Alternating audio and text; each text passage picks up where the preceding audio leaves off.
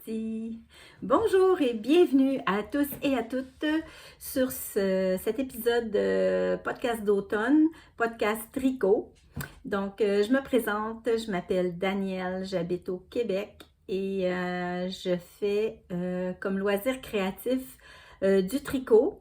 Que je partage sur les réseaux là, sociaux, en l'occurrence sur YouTube là, à l'occasion, via cette chaîne. Donc, si vous débarquez ici pour la première fois, bien, je vous souhaite la bienvenue. J'espère que mon contenu va vous plaire. Et puis, pour toutes celles et ceux qui reviennent d'une fois à l'autre, alors je vous remercie chaleureusement de votre présence et de votre bienveillance parce que vous écrivez toujours des commentaires très, très gentils, très bienveillants, très chaleureux, très amicaux. Alors, c'est toujours une grande joie de lire ce que vous m'écrivez et de partager aussi, là, en fait, la chaîne a pour but de partager entre nous les différentes réalisations que l'on fait. Alors, c'est toujours avec un immense bonheur que je vous lis et je vous en remercie du fond du cœur. Donc, nous sommes aujourd'hui, mercredi le 8 novembre 2023. Nous sommes en plein milieu de semaine. Il est 10h15 du matin. Et je ne suis pas venue vous voir depuis le 20 août. Ça fait un gros 2 mois malheureusement que j'ai pas pu refilmer depuis ce temps-là. J'ai manqué de temps, j'ai eu un automne assez, je dirais pas mouvementé, mais disons occupé. J'avais des choses sur le plan familial qui ont pris tout mon temps. Et puis aussi, ben forcément, moi, je tricote à une vitesse plutôt lente. Donc, j'avais pas vraiment beaucoup de choses à vous présenter. Alors, c'est la raison pour laquelle je viens vous revoir aujourd'hui en cette journée de novembre ensoleillée, mais très froide. On dirait qu'il va neiger tellement il fait froid, il vente beaucoup. Mais la journée est quand même très ensoleillée, donc je suis dans une pièce qui est très lumineuse. Ça devrait être parfait pour vous présenter les différents tricots, les différentes laines que j'ai à vous montrer. Et puis, bien, pourquoi filmer en plein milieu de semaine alors que je travaille à temps complet, que en principe, je devrais être au boulot? Puis c'est la raison pour laquelle j'ai décidé d'aujourd'hui consacrer ma journée à venir vous parler, en fait. C'est qu'aujourd'hui, c'est mon anniversaire. Et puis, quand c'est mon anniversaire, je prends toujours une journée de congé. Donc, pour moi, c'est le plus beau des cadeaux qu'on peut pas avoir. C'est d'être en congé là, pour mon anniversaire. Donc, c'est la raison pour laquelle, en plein mercredi, en plein milieu de semaine, alors que tout le monde est au boulot, moi, je suis ici. Et puis, ici à la maison avec le chien, les chats. Et puis, je profite de cette journée pour faire des choses que j'aime, qui me plaisent et en l'occurrence venir vous parler, me mettre à jour dans le tricot, dans le blabla et puis voilà, c'est la raison pour laquelle je fais cette vidéo aujourd'hui même. Donc aujourd'hui, j'ai quelques projets à vous présenter. En fait, ça va être un podcast très classique avec des projets terminés, des projets en cours, les projets futurs, etc., etc. Et j'en ai pas beaucoup, j'en ai seulement quelques-uns. J'ai eu une année tricot plutôt en dents de scie. J'ai connu beaucoup de déboires et de déconvenues avec le tricot cette année. J'ai beaucoup détricoté en fait cette année. Donc c'est un acte d'humilité. C'est pas ma meilleure année, disons, là. En fait, en termes de tricot, c'est pas ma meilleure année. Mais c'est pas grave. J'aime tricoter, j'aime le processus tricot, j'aime la laine. Ça devient de plus en plus une passion. La laine, la fibre, la couleur, la teinture, je l'apprécie de plus en plus. Donc, même si j'ai connu des déconvenues côté tricot, ben je continue d'aimer ça. Je me dis que ces échecs-là, entre guillemets, deviennent des écoles d'apprentissage extraordinaires pour ne pas reproduire certaines erreurs ou apprendre par rapport à... Moi, j'ai de la difficulté surtout avec la taille à utiliser pour le patron. Mes tricots sont souvent trop grands ou trop petits. C'est plutôt rare que j'arrive pile poil sur une bonne taille puis que le tricot me fait bien. Alors, quand il me fait bien, je suis vraiment très, très, très contente. Donc, c'est ma faiblesse, c'est de bien analyser le type de fibre, le tissu que ça va rendre. Est-ce que le modèle est pertinent pour ce type de fibre-là? Donc, j'ai encore beaucoup de choses à apprendre à ce niveau-là, mais j'adore le processus, alors je vais continuer de tricoter. Je voulais vous montrer, premièrement, si certaines ont envie de prendre une tisane, un thé, un café, un verre d'eau, un verre de vin, libre à vous de prendre la consommation qui vous plaît. Le podcast devrait avoir une durée d'environ 1 heure, 1 heure et quart. Je sais que les gens aiment ça quand c'est très très long. Donc, je vais pas me forcer pour que ce soit long, mais j'ai tellement de blabla à faire que probablement qu'on va se rendre facilement à 1 heure. Puis la raison pour laquelle je vous parle de breuvage, c'est que moi, ce matin, je me suis préparé un café latte épicé. On le verra pas là, mais c'est un café... Ça, c'est Rosie. Pour celles qui la connaissent pas, c'est un petit chien qui est très vocal. Donc, dès qu'elle entend un petit bruit, elle part. Elle part dans les vocalises. Et puis, la maison à côté de chez moi sont en train de faire des petites rénovations. Ils ont eu un dégât d'eau et puis il y a un entrepreneur qui est là. Puis bon, il rentre, il sort, il vient scier des planches, etc. Donc, dès qu'elle entend un petit son, ça y est, elle est partie, mademoiselle. Mais bon, on va se croiser les doigts pour qu'elle ne vienne pas trop perturber le son de la vidéo. J'espère en pensant que le son est bon et que vous m'entendez bien.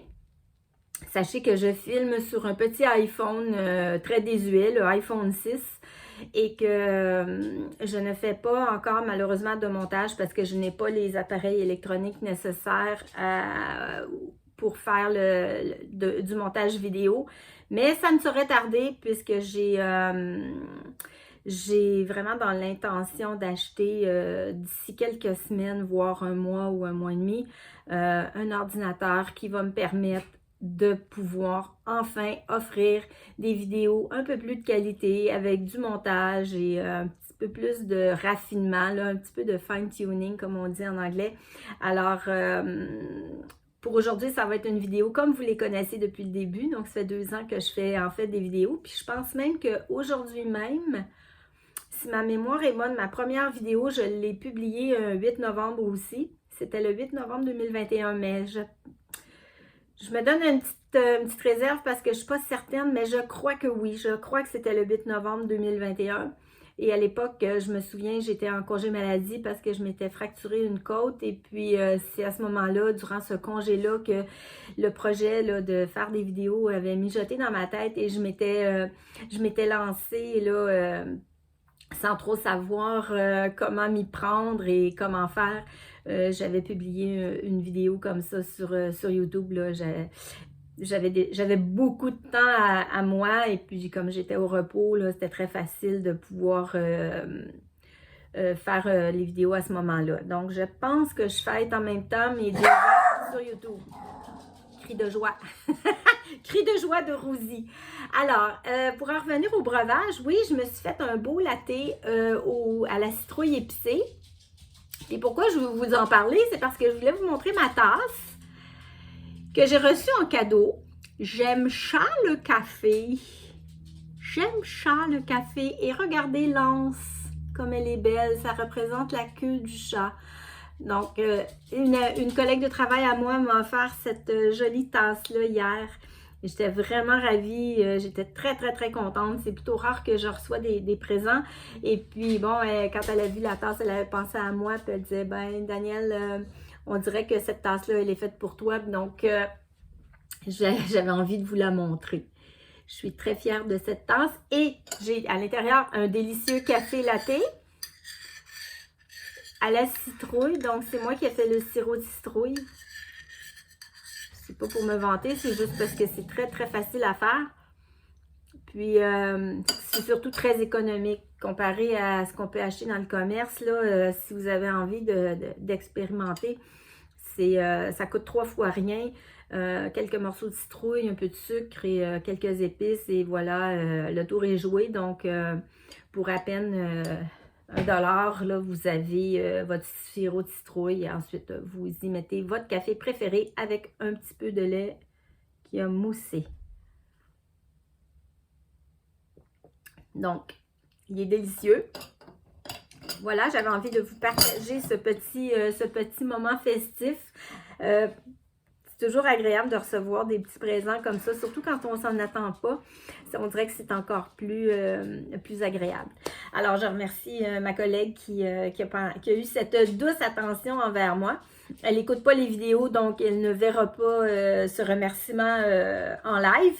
Cependant, j'ai pris quelques photos de la tasse tout à l'heure et puis je vais lui partager ça cet après-midi pour lui montrer que sa tasse est utilisée avec beaucoup de bonheur et avec beaucoup de fierté aussi.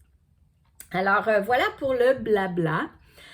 On va commencer on va entrer dans le vif du sujet. Ah, vous allez m'excuser, il y a sûrement des notifications qui vont apparaître à tout moment. Non pas sur mon téléphone, parce que moi, quand je filme la vidéo, ça cogne à côté, là, tu sais, il cogne du marteau, puis ça la rend un peu énervée. Je suis vraiment désolée. Je peux rien faire pour ça. Mais à part recommencer la vidéo à un autre moment. Et puis, il n'y a jamais de bon moment pour filmer parce qu'il y a toujours des bruits environnants. Et puis, si c'est pas ça, c'est parce que la clarté n'est pas bonne, etc. Donc, je vais continuer malgré tout. On va se croiser les doigts pour qu'elle s'apaise et qu'elle puisse me permettre de parler sans qu'il y ait trop de perturbations sonores. Donc, oui, je disais qu'il allait y avoir peut-être des notifications que vous allez entendre. Que j'ai ma tablette à côté de moi, puis en fait, moi, mon téléphone, quand je filme, je me mets toujours en mode avion, donc les notifications n'arrivent pas sur le téléphone, il n'y a personne qui va pouvoir me déranger non plus en appelant, mais les notifications rentrent automatiquement sur la tablette, puis ça fait des petits sons. Alors, de temps en temps, vous allez entendre un petit son de clochette, c'est parce qu'il y a sûrement des gens qui vont m'envoyer des petits messages pour mon anniversaire. Voilà, la parenthèse, elle est fermée. Je vais vous parler, on va rentrer dans le vif du sujet. Je vais vous parler de ce que je porte aujourd'hui. Puis là, j'ai l'impression que je parle vite, j'ai l'impression d'être essoufflée. Alors, je vais un peu ralentir le débit. Tiens, je vais reprendre une autre gorgée avant que le café refroidisse, parce que moi, du café froid, j'ai horreur de ça. Vraiment délicieux.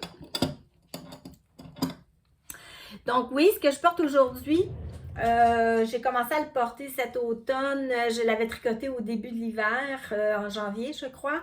C'est le Magnolia Cardigan Chunky que je porte.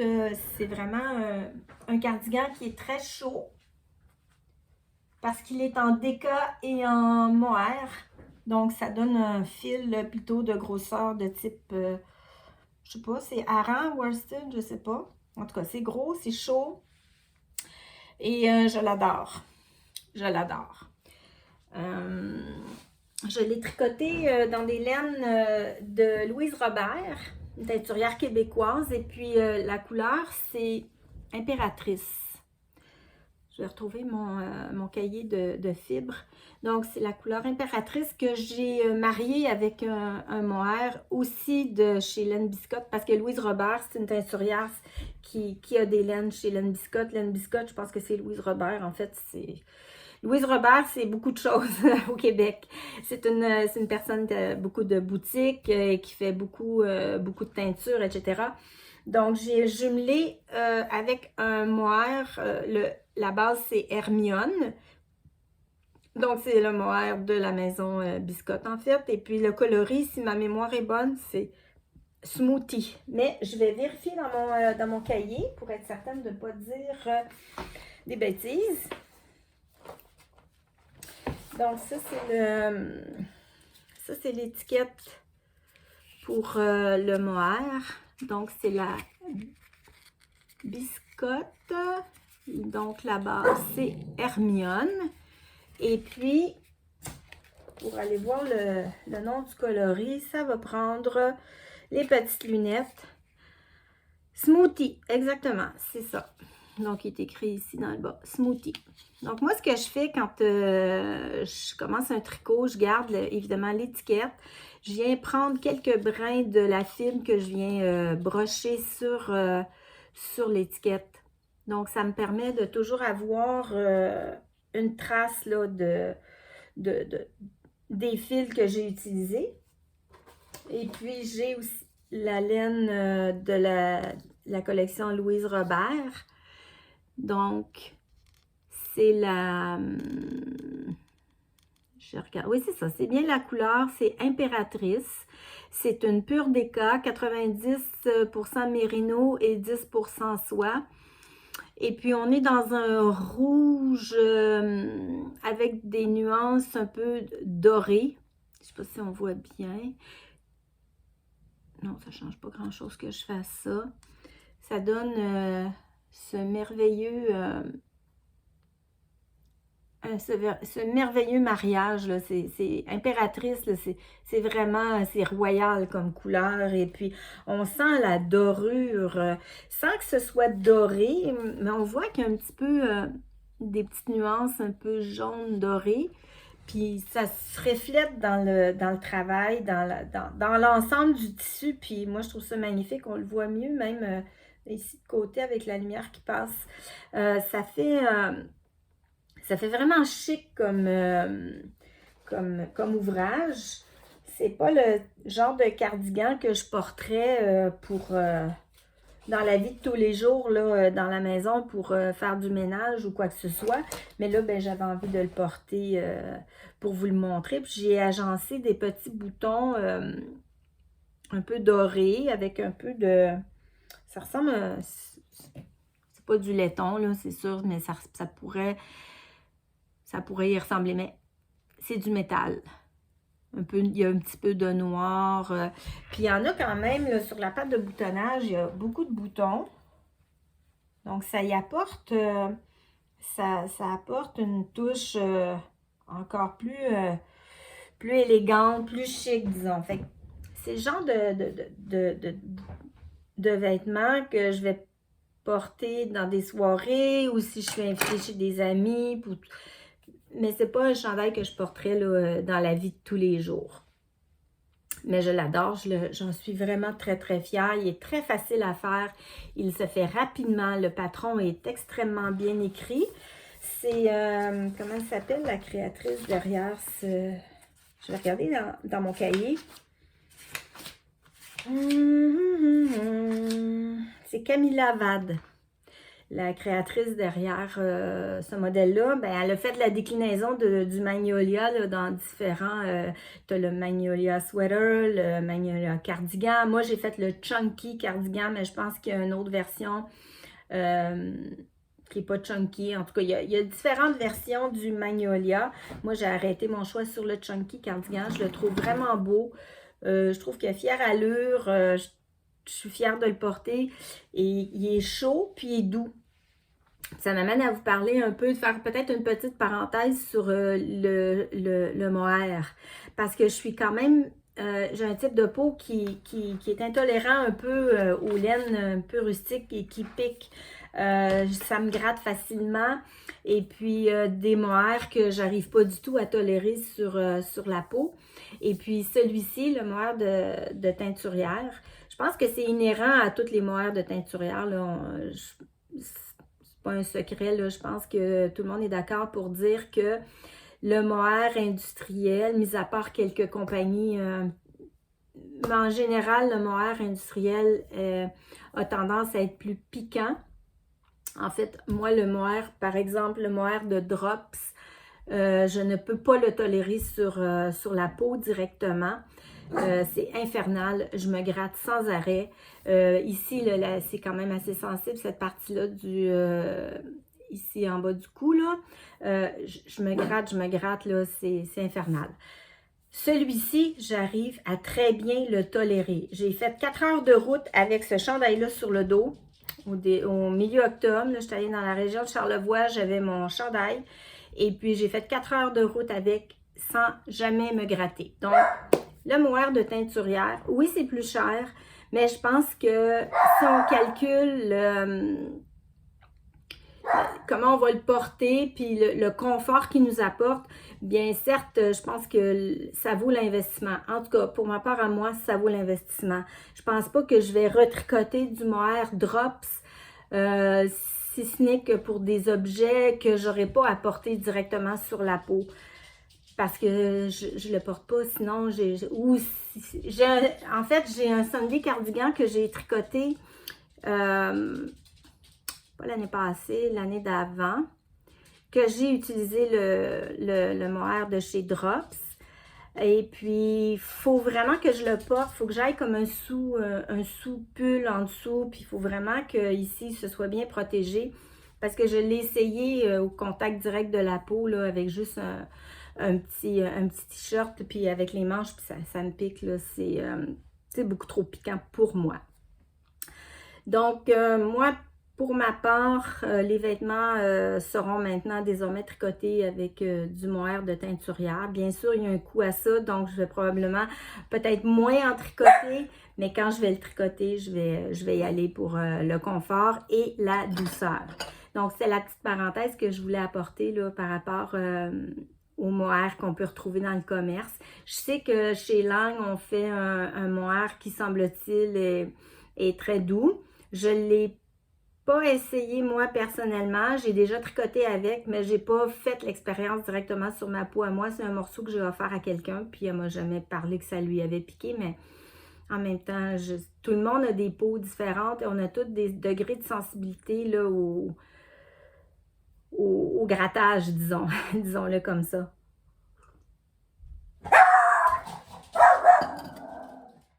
Donc, on continue. Là, j'ai chaud, c'est vraiment chaud, hein, du mohair. Je pense que je vais... moi, je vais le déboutonner. J'ai un t-shirt en dessous. Oui, Rosie, tais-toi.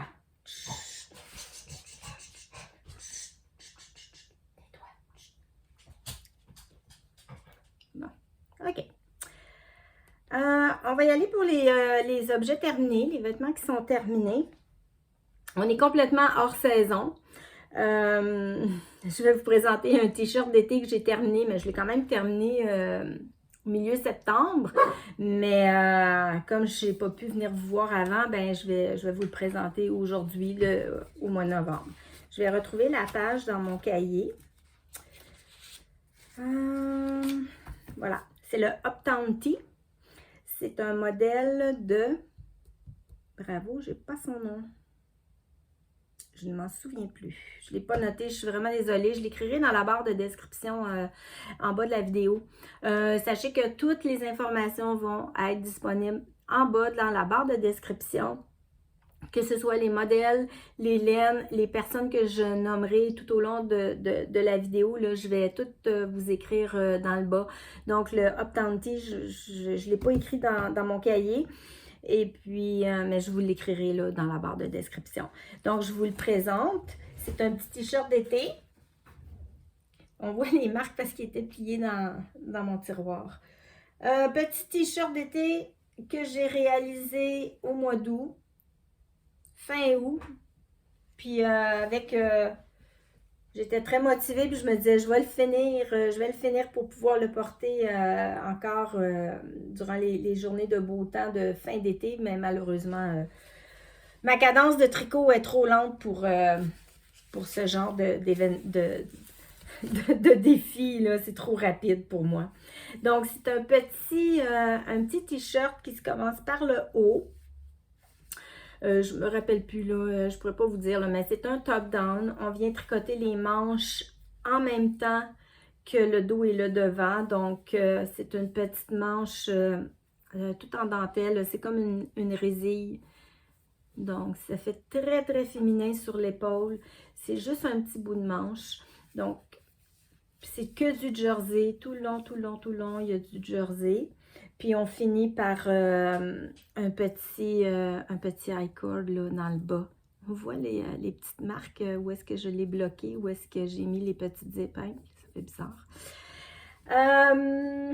Je le trouve super beau. En plus, il me va bien. La couleur me va bien. Moi, les couleurs comme ça me va bien au teint.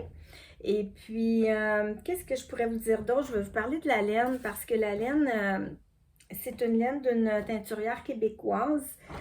C'est... attendez que je mette mes lunettes. C'est Fibrani. Donc, c'est une dame qui fait de la teinture artisanale au Québec, dans la région de Trois-Rivières, si ma mémoire est bonne. C'est la base Aristo. Donc, Aristo, c'est un mélange de mérino et de lin. Puis, on peut voir le petit chiné que ça fait. J'essaie de baisser un petit peu plus la toile, peut-être. Voilà. On peut voir le chiné. Donc, ça, c'est le lin qui fait ça. Il y a même des petites fibres. Je ne sais pas si on pourra la voir, oui, ici. Ça, c'est une petite fibre de lin qui... voilà. Donc, ça fait... on voit tous les petits chinages ici, là. Moi, je trouve ça beau, je trouve ça intéressant comme mélange de couleurs, là, ça fait super beau. J'ai hâte de le porter, donc j'ai hâte de l'été prochain en fait, parce que j'ai hâte de le porter, j'ai hâte de voir comment la laine va réagir. Bien évidemment, avec 90% de mérino, c'est pas le genre de t-shirt que je porterai durant la canicule, mais très certainement à partir du mois de mai, je vais pouvoir le porter quand on aura des belles journées là, de 20 degrés environ. Là, ça va être très intéressant à porter. J'ai hâte de pouvoir expérimenter. Puis la couleur, c'est... je l'ai-tu marqué? Mais je m'en rappelle par cœur parce que c'est la couleur melon d'eau. Puis, oui, voilà, melon d'eau pour la couleur. Donc, je suis entièrement satisfaite. J'ai-tu écrit d'autres choses par rapport à ça? Je l'ai terminé le 17 septembre. J'ai pris 2 écheveaux pour le tricoter. Puis c'est une fingering là, classique avec... j'ai-tu marqué? J'ai pas écrit beaucoup de choses. Hein? Mais c'est une fingering classique, là, 100 grammes, 400 mètres et quelques. Là. Donc, je suis entièrement satisfaite du projet. Puis le patron est en anglais, disponible sur Ravelry. C'est un patron payant, mais très, très facile à suivre. Aucune difficulté là, par rapport aux explications. C'est clair. Tous les détails sont là. On ne se pose aucune question. C'est très fluide comme tricot. Donc, je ne peux que vous le recommander là, si vous avez envie d'un t-shirt d'été pour l'été prochain. C'est un beau petit modèle. Ça se tricote quand même rapidement. Il y a très peu de défis. C'est un petit raglan. Puis, c'est un beau petit modèle. Donc, je suis très satisfaite. Il va aller dans le tiroir jusqu'à l'année prochaine. Et puis voilà. Voilà pour mon premier projet terminé. Donc là, on était dans les modèles estivaux. Je vais passer dans un modèle d'hiver et on va tout de suite enchaîner avec une pantoufle feutrée que j'ai réalisée. C'est la deuxième fois que je fais ce modèle de pantoufle-là. Donc, c'est un modèle que j'ai pris sur le site de Madeleine, la boutique qui est à Québec, à Charlesbourg. Et puis, si ma mémoire est bonne, le patron, il est gratuit. Mais je ne suis pas sûre. S'il n'est pas gratuit, là, il est vraiment peu dispendieux, peut-être 1 ou 2 $, là, mais là, je ne m'en rappelle pas. Mais c'est vraiment sur le site de Madeleine que j'ai trouvé ce modèle-là. J'en avais fait un il y a 2 ou 3 ans. Et puis là, ben, il avait rendu l'âme. Et puis, j'étais due pour une autre paire. Alors, je me suis amusée à tricoter les deux. comme ça. C'est extrêmement chaud. Donc, moi, j'ai choisi de les faire noirs et une espèce de rose un peu framboise. Ça se tricote très, très vite. Je vais vous montrer les laines que j'ai utilisées. Mais en fait, je suis allée avec les laines qui étaient préconisées dans le patron. Donc, c'est la Boréal. C'est une laine vierge 100%. C'est un fil mèche qui n'est pas du tout retordu, qui se défait. Je ne sais pas si on peut... Il va se défaire? Ben, il va le faire exprès, il ne le fera pas, là, mais il se casse assez facilement. Et puis, c'est une laine à feutrer. Donc, on tricote le... Puis là, ça, c'est ce qui me reste de la deuxième couleur. Donc, ça, c'est du noir. Là, je pense pas qu'il y a des noms de couleurs associés, là. C'est noir, puis lui, ben, je m'en souviens pas. Je pense que c'était magenta ou quelque chose du genre. Quand on fait un tricot comme ça à feutrer,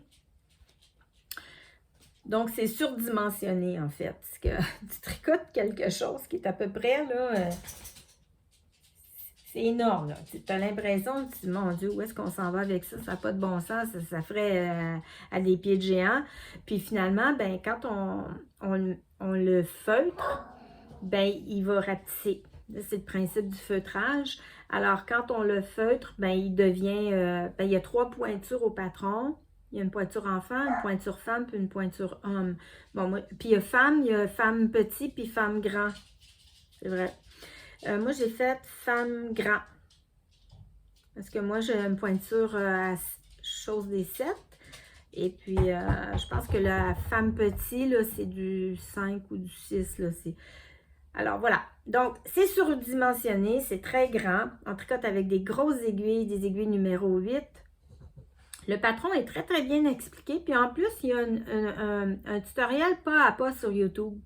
Donc, des fois, je me référais au tutoriel pour être certaine de bien comprendre le patron. Parce que je dirais que si j'avais pas eu le tutoriel, j'aurais peut-être eu des petits défis là, parce que je ne comprenais pas toujours les explications du patron, mais avec le tutoriel, franchement, c'est un pas à pas. Là, elle nous tient par la main et elle nous montre exactement tout ce qu'on doit faire. Donc, ça, j'ai réalisé ça peut-être en 2 ou 3 soirées. Ça se tricote extrêmement vite. Puis après, ben, ce qui est le fun, c'est de le feutrer. Là, ben, elle nous explique comment faire. Donc, je l'ai mis dans la laveuse avec d'autres vêtements, surtout des vêtements comme des jeans très épais. J'ai mis une grosse serviette aussi. Et puis, on met ça à l'eau très, très chaude. Puis, on parle à la cycle de la laveuse. Il n'y a pas de savon ou très peu de savon, surtout pas d'assouplisseur. Donc, il faut vraiment y aller là, avec une très petite dose de savon si on veut vraiment en mettre. Mais je ne me souviens pas si j'en ai mis. Mais bon, tu ressors après. Des fois, tu peux faire comme 2 ou 3 cycles là, de laveuse avant que l'objet sorte là, bien, bien, bien feutré. Moi, je l'ai fait en 2 cycles. Puis on peut voir qu'il est quand même bien feutré. En tout cas, il a pris la taille. La taille est parfaite. On peut voir. Là, il y avait un Kleenex dans mon jean. Il y a un Kleenex dans la poche, puis ça a tout collé là, sur le dessous de la semelle. Puis je suis toujours en train d'enlever des petits morceaux. Mais bon, c'est pas grave, c'est la semelle, je vais marcher avec. Je les ai pas portés encore. Puis là, on va être dû parce qu'il commence à faire froid au Québec. Là, puis je suis due pour porter des pantoufles chaudes dans la maison. Puis ça, c'est vraiment très, très chaud. La semelle, elle est double. Donc, c'est 2 semelles superposées. Donc, ça donne vraiment une épaisseur là, assez conséquente. Donc, j'ai absolument pas froid là, dans ces pantoufles-là. Et puis, pour en avoir porté déjà une paire pendant 2 ans, là, c'est hyper chaud et hyper confortable. C'est très satisfaisant comme tricot. Ça va vite, les résultats sont là. Puis, je vais sûrement en retricoter d'autres. Puis d'ailleurs, elle a aussi... En plus d'une pantoufle qu'elle nous propose en tuto pas à pas, il y a aussi une mitaine qu'elle fait. Et puis, ben, bientôt, dans quelques semaines, quelques jours, quelques semaines, là, quand j'aurai du temps, je vais me faire aussi des mitaines feutrées. Je me dis que si c'est aussi chaud que les pantoufles, ça va être parfait pour... aller déneiger la voiture, aller dégager les galeries, les escaliers l'hiver après une tempête de neige, ou même pour aller prendre les marches à l'extérieur quand je vais me promener avec le chien. Donc, ça doit être très, très chaud. Fait que je pense bien que je vais me faire une paire de mitaines pour cet hiver. Et je vous la présenterai bien évidemment. Mais il y a un tutoriel pas à pas. J'ai trouvé ça sur YouTube il y a quelques semaines. Je ne savais pas qu'il y avait le tutoriel aussi pour les mitaines. Fait que là, ça m'a tenté. J'ai jamais fait de mitaines. Et puis, c'était d'ailleurs dans mon Make 9 de 2023 de faire une paire de mitaines. Est-ce que je la ferai en 2023 pour cocher un objet de mon Make 9? Ben, l'avenir nous le dira, la suite au prochain épisode. Alors, c'était ça pour les pantoufles de chez Madeleine. Des belles pantoufles feutrées. Donc, on est dans le t-shirt d'été ou dans les grosses pantoufles feutrées pour l'hiver. C'est en plein moi, ça. Je me promène dans les deux pôles, dans les deux extrêmes. Ensuite, comme objet terminé, j'ai fait un ranunculus. C'est vraiment pas original, j'en conviens. C'est même plus... j'ai même pas besoin de présenter le patron, tout le monde le connaît. C'est Midori Rose qui a designé ce modèle, qui a été tricoté de mémoire 13 ou 14 000 fois, en tout cas sur les projets Ravelry. C'est ce chiffre-là qu'on voit. Pourquoi j'ai tricoté un ranunculus? Eh bien, j'avais acheté de la laine au festival Twist. J'ai acheté 2 écheveaux de laine chez la teinturière Gelaine d'un calibre sport et en pensant faire un love note. Quand j'ai bobiné ma laine, j'ai commencé à faire l'échantillon, j'ai regardé le patron et puis ça rentrait pas. C'est impossible de tricoter le love note avec mes 2 écheveaux. Avec le calibre de la laine aussi, tu sais, c'est de la sport, c'est pas super gros, là. Je veux dire, on n'est pas dans de la Deka ou de la worsted, alors c'était trop déjaugé. Il aurait fallu que je fasse ça dans des aiguilles très grandes, là. Alors le pull aurait été extrêmement déjaugé, là. Franchement, ça me plaisait pas du tout. J'avais seulement 2 écheveaux, puis là, j'étais très embêtée. Je me disais, mais qu'est-ce que je vais tricoter avec cette laine-là? Bon, j'aurais pu en recommander, c'est sûr. J'aurais pu recommander 2 écheveaux. Mais j'avais pas envie de le faire à ce moment-là. Puis j'avais très, très, très envie de tricoter la laine parce qu'elle est d'une beauté absolument exceptionnelle. Je vais vous en reparler là dans quelques instants. Je vais me prendre une petite gorgée. Il commence à refroidir, là. Je vais me dépêcher de le finir pour... parce qu'il y a de quoi de plus mauvais qu'une gorgée de café froid. Moi, je déteste ça. Donc, pour en revenir à mon ranunculus, là, j'étais... là, je savais pas quoi faire avec ma laine. J'étais comme triste parce que j'avais eu un gros coup de cœur au Festival Twist. Puis j'avais vraiment envie de tricoter cette laine-là rapidement. Puis là, j'avais pas de modèle qui convenait. Puis j'avais vu sur le stand de Gelaine un ranunculus qui avait été tricoté dans la qualité sport que je vais vous présenter.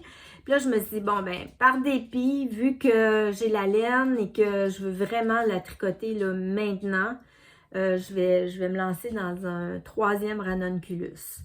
Donc, je l'ai terminé hier soir. Je me suis dépêchée de le terminer pour vous le présenter en objet fini. Les laines sont rentrées, mais il n'est pas bloqué. Puis là, je vais vous montrer la merveille. Puis quand je dis merveille, c'est pas le modèle, bien qu'il soit très beau, mais moi, c'est la laine. J'ai gros coup de cœur pour cette laine-là. Donc, je vous montre en entier, peut-être. Ça va... Attention, Rosie, recule. OK. On le voit-tu? Ouais. Donc, j'ai fait une manche pas tout à fait longue. Presque longue, mais pas tout à fait. En fait, elle m'arrive, disons, juste peut-être 10 cm en haut du poignet. Puis j'ai fait le poignet en biais. Je trouvais ça très agréable de tricoter cette forme-là de manche avec le poignet en biais. On voit bien qu'il y a un côté plus long que l'autre. Donc, le travail de dentelle va pas nécessairement bien se voir dans la laine. Et quand je le lis sur moi, puis là, je compte beaucoup sur le blocage là, pour déployer la dentelle pour qu'on puisse un peu la voir, mais c'est certain que c'est pas la laine par elle-même, elle n'avait pas besoin d'une dentelle. Elle se suffit à elle-même tellement elle est belle. Mais bon, je l'ai tricoté comme ça. On le voit, quand je le porte, là, je l'ai essayé hier soir, on voit le motif, mais c'est pas ce qu'on voit le mieux. Donc, si je me recule, voilà. Voilà. Pour le ranunculus, version numéro 3. Et c'est le dernier que je vais tricoter. Ça, c'est sûr. Là, j'en ai assez de tricoter du ranunculus. Là, il est un peu court. Je compte aussi sur le blocage pour qu'il allonge un peu, mais la laine, elle est tellement... il y a tellement un beau drapé dans cette laine-là que je sais qu'elle va prendre, de l'ampleur au blocage, puis elle va prendre toute la place qu'elle doit prendre. Puis là, on va en parler de la laine parce que c'est un bijou de laine. Voyez, regardez la couleur. Vous avez vu cette couleur-là? Donc, c'est pas pour rien que je suis vraiment tombée en amour. Et gros coup de foudre là, quand j'ai vu le travail là, derrière tout le travail de teinture, il y a du marron, de toutes les nuances. On passe du chaud au froid. Il y a du jaune, il y a du rouge, il y a du grès, un peu de grès ici. Quoi d'autre? Il y a un peu de, même presque de noir anthracite dedans. Là, pas dans... Je vais vous montrer la petite pelote qui me reste. Regardez le travail de teinture. Franchement, c'est du travail d'artiste. Regardez le rouge profond, c'est chatoyant. Il y a même des petites touches un peu plus rosées à certains endroits. Quand on tricote cette laine-là, c'est une surprise d'une maille à l'autre. Chaque maille nous offre une petite surprise parce que les couleurs vont tellement changer. Sur un même rang, là, on a toute une définition de couleur complètement différente. J'essaie de trouver le bout, là, je ne le trouve pas. Ah, il est là. Regardez ça. C'est le même tout du long. Tout du long, tout du long, tout du long. Donc ça, c'est le beau travail de... Elle s'appelle Chantal.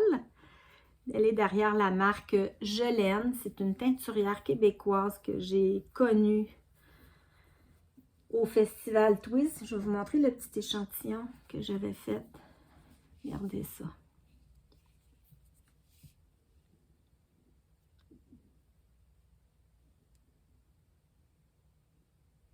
Puis je vous dirais que sur son stand, là, tout était beau. Il n'y en avait pas. J'aurais acheté le stand au complet. Tout est beau. Elle fait un travail vraiment extrêmement minutieux, très recherché. Je sais pas comment elle fait. C'est de la magie pour arriver à aller chercher, là. C'est pas des speckles, là. C'est tout un travail. Il y a du doré, il y a du ocre, un peu de rouille. Ça, c'est pas des speckles, là. C'est du travail de teinture. Je capote, moi. J'en reviens pas comment c'est beau. Fait que juste pour ça, là, le ranunculus, je le trouve magnifique. Puis je comprends pourquoi j'avais autant hâte de tricoter cette laine-là. C'est que j'ai tellement eu de plaisir à le tricoter que même si le modèle est... On l'a vu partout, même si le modèle devient, somme toute, pas en second rang, c'est la laine. C'est la laine qui fait la beauté de ce pull-là. Voilà. Je vais essayer de retrouver l'étiquette. Je pense que j'ai fait comme avec les autres. Oui. Donc, je vais vous montrer son étiquette de laine. Donc, je laine. Et puis, bon, j'ai fait... oups, ça n'a pas rapport. Mes petits bouts de laine. Donc, c'est la base... C'est la Sweet 17. Et puis, c'est de la 100% super fine Mérino, du 389 mètres pour 115 grammes. Puis, la couleur, c'est Rebelle. Voilà. Si vous avez la chance ou l'opportunité de vous acheter de la laine de chez Je Laine, vous ne le regretterez pas. Tous ces coloris sont fantastiques. Si vous allez voir sur son site web, là, chaque page, c'est de la beauté, c'est de la beauté à l'état pur. Elle a vraiment un talent hors du commun.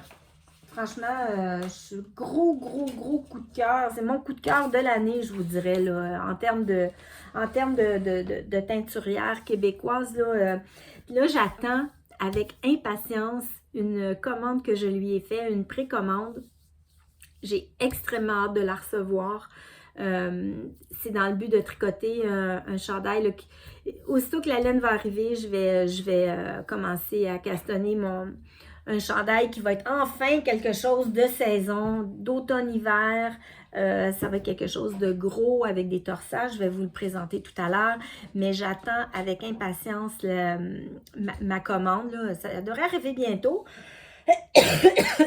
Ça fait quand même, bon, 3-4 semaines que j'ai passé ma commande. Et puis, ben là, ben, je veux pas être la cliente désagréable qui appelle ou qui écrit à tout bout de champ pour savoir si sa commande arrive. Là. Je veux pas y mettre de la pression. Elle prendra le temps qu'elle prendra, puis je recevrai ma laine peu importe quand. Regarde, je vais être patiente. Mais je sais que quand je vais le recevoir, ça va être... du plaisir puis du bonheur assuré là, par rapport à la laine. Et puis, ben c'est ça, j'ai un projet qui s'en vient avec une laine de chez Je Laine. Puis, je me lasse pas d'aller sur son site internet puis de regarder ses couleurs. Puis, j'arrête pas de trouver d'autres besoins en termes de tricot. Puis, j'ai probablement... mis dans la mire un autre coloris là, pour peut-être un cardigan, mais ça, ce sera pour 2024. On en reparlera. Mais bon, j'avais envie de passer du temps à parler de Chantal et de ses merveilleuses laines parce qu'elle a vraiment beaucoup de talent. Et puis, ben c'est le fun de voir qu'au Québec, on a de la laine d'aussi grande et d'aussi belle qualité. Alors, bravo à toi, Chantal. Je pense pas que tu vas écouter mon podcast, mais c'est pas grave. La vidéo restera en ligne et puis elle témoignera de mon gros coup de cœur envers ton travail d'artiste derrière ces magnifiques laines que tu fais. OK, ça c'était la dernière gorgée. Il est froid. Donc, ça c'était pour mon ranunculus qui est terminé. Et j'ai un autre petit projet à vous présenter. Tout petit. Il est où? Il est là. Voilà. Les fils sont rentrés. C'est pas bloqué. Je ne sais pas si je vais le bloquer. OK, vous êtes prêtes là? Vous êtes prêtes là? Voilà. Donc, j'ai tricoté des petites chaussettes de nouveau-né. Donc, c'est le petit patron qui est gratuit sur Ravelry de Marie-Christine Lévesque. C'est les petits pieds. Puis, je vais vous montrer. Je pense que j'ai... Ah, voilà.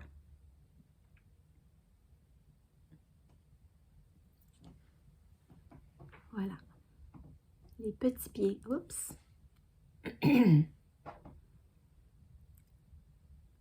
qu'il n'y ait pas trop de reflets, là. Donc, c'est un patron gratuit sur Ravelry de Marie-Christine Lévesque, qui n'est plus à présenter tellement elle est connue, tellement elle est talentueuse. J'ai tricoté à date des patrons de Marie-Christine, seulement des chaussettes.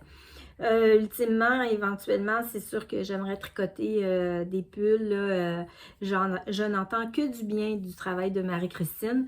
Et puis, ben, force est d'admettre que pour les petites chaussettes, que ce soit les petites chaussettes petits pieds de bébé ou les chaussettes que je me suis tricotées pour moi-même, ben, oui, les patrons sont parfaits. Donc oui, c'est très, somme toute, assez banal, là, des petites chaussettes comme ça à tricoter. Mais bon, c'est juste une petite intro pour vous dire qu'on va avoir un autre petit bébé dans la famille. Alors, ces petites chaussettes lui seront destinées. Je ne sais pas si c'est un petit garçon ou une petite fille. Les parents ne veulent pas le savoir. Il viendra se pointer le bout du nez sur cette terre au mois de mars 2024. Alors, voilà, on va avoir un troisième petit bébé dans la famille. Donc, j'avais envie, c'est la première fois que je tricote un objet d'enfant ou de bébé.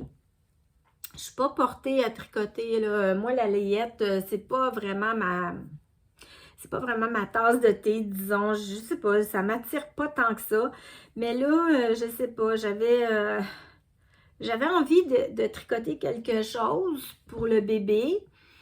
Fait que tu dis, tiens, je vais y aller pour la petite chaussette. Puis elle, sur le patron, elle met la chaussette sur le pied du bébé avec un petit rebord comme ça. Ça fait un peu comme un petit chausson. Donc, inutile de dire que c'est très rapide à tricoter. Mon défi pour moi, ça a été, parce que moi, vous savez que je tricote toujours en toe-up. Donc, on part de la pointe des orteils et puis on monte jusqu'au bas-côte. Et là, le défi que j'ai eu à relever, c'est de le commencer en cuff down. Donc, c'est-à-dire par le bas-côte ici. Et puis de venir faire un talon renforcé à gousset. Et ensuite de faire les augmentations du gousset, après ça les diminutions, puis après ça faire le pied, les orteils et ultimement faire le grafting au bout des orteils. C'est la première fois, peut-être la deuxième fois que je fais du grafting. Je ne peux pas dire que c'est une technique que j'aime particulièrement. Là. Je veux dire, bon, ça se fait, là, mais c'est pas ce que j'aime le plus faire. Mais quand même, il n'est pas si pire. Je vais arrêter de bouger, là, puis je vais vous montrer. Des petites... il y a comme des petites... de chaque côté ici. Des petits surplus de laine. Puis je pense que sur celui-ci, il est moins évident. Ben, j'ai fait deux techniques différentes. Sur deux... Ah, il y a un petit ici, on le voit bien à l'écran. Le petit... c'est comme un petit surplus, je sais pas. J'ai suivi deux tutoriels différents pour chacune des deux chaussettes. Et puis, je m'en souviens même pas que j'ai... Je me souviens que celle-ci que j'ai dans mes mains, là, c'est à triple L de mag. Je m'en rappelle parce que c'est hier soir que j'ai fini le grafting. Je pense que ça fait un mois qu'il est dans un sac à projet, prête à être grafté, mais j'avais pas envie de le faire. Mais là, je me disais, je savais que j'allais filmer mon podcast aujourd'hui. Puis là, je m'étais dit, bon, mais là... force-toi pour présenter des objets terminés. Alors, j'ai fait le petit grafting hier. Donc, lui, c'est le tuto de triple L, mais je me souviens absolument pas. Je sais que c'est pas la même tricoteuse là, pour celui-ci. Puis, il est un petit peu différent. Puis, il y a ici ces deux petits bords-là, mais c'est peut-être aussi parce que c'est la première fois que je faisais du grafting, là. Je suis pas encore très, très habile dans le grafting. Voilà. Donc, voilà pour les petits pieds. C'est de la laine de chez Biscotte. C'est la Bissoc. Et le coloris, je ne m'en souviens pas. Un petit vert tout doux, tout tendre. Idéal pour un petit bébé. La laine est très, très douce. La Bissoc, c'est un mélange mérino-nylon. Je pense que c'est du 80-20 si ma mémoire est bonne. La laine de chez Biscotte, elle est vraiment très, très, très douce. Alors, parfait pour la petite peau de bébé. Puis c'est du superwash. Alors, les parents pourront aisément les laver à la machine, ça ne devrait pas les altérer. Je ne suis pas très portée justement à tricoter des tricots pour les membres de ma famille, sauf s'ils me le demandent, mais sinon, je sais que c'est pas que c'est pas apprécié, mais c'est peut-être pas, disons que c'est peut-être pas apprécié à sa juste valeur, dans le sens que, ben, c'est une paire de bas, puis ça finit là, mais bon, moi, l'intention que j'y ai mis, c'est beaucoup, beaucoup d'amour, et puis j'espère qu'ils vont quand même le ressentir. Et à cet effet, j'aimerais ça leur faire aussi une petite couverture. Je me dis qu'une couverture, ben, c'est pas un vêtement, puis on peut le mettre dans la poussette ou dans le berceau.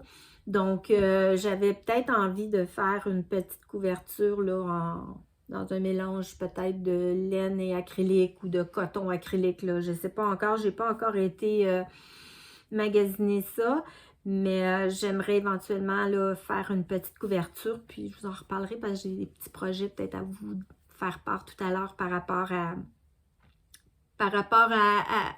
ce que je veux faire de la chaîne là, dans les prochaines semaines. Donc, voilà pour les petites chaussettes petits pieds. Beau petit tricot, facile à faire, patron gratuit. Si vous avez envie de vous lancer dans la petite chaussette de bébé, eh bien, voilà, je vous encourage à le faire. Je vais prendre une petite gorgée. Ça fait bien. Donc là, ce qui me reste comme projet en cours, étant donné que j'ai fini mon ranunculus hier soir, ben tout ce qui me reste sur mes aiguilles pour l'instant, c'est le châle monarque.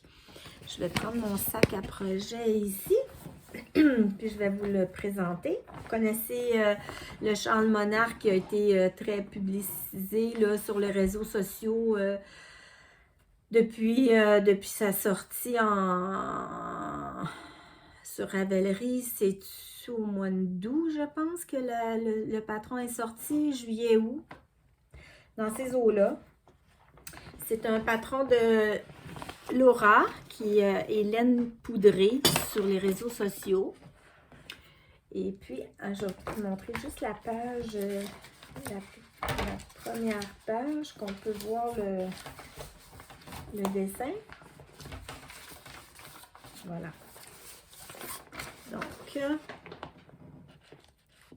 un beau châle monarque de la belle Laura, qui a énormément de talent. Et puis, là, moi, j'ai commencé ce châle-là dès sa sortie. Là, le patron est sorti sur Ravelry. Je pense que je l'ai acheté dans les jours qui ont suivi. J'avais suivi les podcasts puis les journaux créatifs de Laura et elle nous avait montré le châle, le processus là, quand elle était en train de le designer. Et puis moi, j'étais tombée vraiment en amour avec le châle, avec le type de dentelle. Donc, c'est une dentelle japonaise.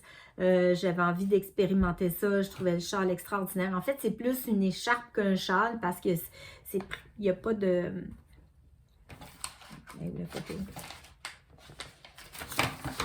Si on remonte ici, c'est plus une forme en forme d'écharpe qu'un châle. Mais bon, ça s'appelle un châle quand même. Elle l'a nommé comme ça. Et puis moi, j'ai commencé ça à la fin du mois d'août. Je n'ai pas écrit de date spécifique sur ma fiche. Mais j'ai commencé ça à la fin août. Et puis, voilà où j'en suis. Je le tricote très, très, très lentement. Je l'appelle mon tricot de fin de semaine. Donc, regardez, on le voit. Ah, wow, on voit super bien le papillon. Wow! À l'écran comme ça, c'est flagrant. C'est sûr quand on a le nez collé sur le tricot, on ne le voit pas, mais là, comme ça, à l'écran, le retour, on voit très, très bien le papillon. Donc, ici, on a la bande centrale qui est toute en dentelle. C'est une dentelle de type japonaise. Et de part et d'autre, on a un petit motif agrémenté ici de côte, là, Donc, c'est un ouvrage qui n'a pas beaucoup de mailles sur l'aiguille, là. C'est une soixantaine, peut-être 70 mailles. Donc, les rangs se font quand même rapidement. Mais étant donné que c'est une dentelle où on a besoin d'être très attentif et qu'il y a beaucoup de détails, ben ça se tricote quand même pas. C'est pas du zéro cerveau. Puis aussi, le soir, c'est pas le genre de tricot que je vais prendre là, spontanément parce que c'est du rang par rang, là. Il y a autant de dentelles sur les rangs droits que sur les rangs envers. Et puis si moindrement la luminosité est plus faible le soir, c'est plus difficile là, de voir là, son travail. Donc moi, je le fais, je l'appelle mon tricot de fin de semaine parce que je me donne comme objectif de faire un motif. Donc un motif, c'est un papillon, c'est ça ici, là. Ça se tricote sur je ne sais pas combien de mailles exactement, là, une trentaine, mais je ne sais pas exactement. Puis moi, mon but, c'est de faire un motif par fin de semaine. C'est comme ça que je me suis motivée à l'avancer. Parce qu'à un moment donné, je l'avais comme un peu laissé de côté, puis j'ai quand même hâte de l'avoir terminé. Là. Je trouve que c'est très, très beau. Puis imaginez quand il va être bien bloqué, là, comment la dentelle va se déployer. Donc là, je vais vous montrer, là, il est quand même rendu assez long. C'est un châle qu'on commence ici par le bout. Il y a une surexposition de la lumière, je suis désolée. On le commence ici, c'est un montage en high cord. Et puis, on commence le châle. Comme ça, il y a des augmentations de part et d'autre. On commence tranquillement les motifs. Et puis, c'est ça, là, il y a tout le temps des augmentations. Puis, à un moment donné, on arrive à la fin des augmentations. Donc, on a notre nombre de mailles sur l'aiguille pour tout le reste du châle. Puis là, on commence le motif. Donc, un premier motif, un deuxième, un troisième, un quatrième. Ensuite, on a un cinquième ici et un sixième. Et là, le patron est extrêmement bien écrit. Franchement, c'est un des patrons que moi je tricote, là, qui est je ne dirais pas le mieux écrit, mais que c'est limpide. Je comprends pourquoi ça y a pris, qu'elle a mis vraiment beaucoup, beaucoup de temps à écrire son patron.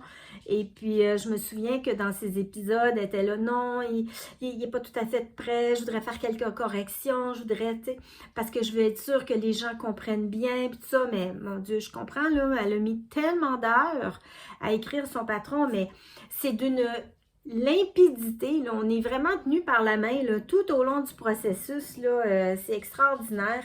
Et puis, elle nous fait peser notre laine. Quand on fait notre premier motif, ici, le premier papillon, là, après le premier, ou en tout cas, je ne sais pas quand exactement, là, mais je pense que c'est après le premier, là, elle nous fait peser notre laine, puis là, elle nous dit, bon, on a des petits calculs à faire pour savoir combien de motifs on peut rentrer.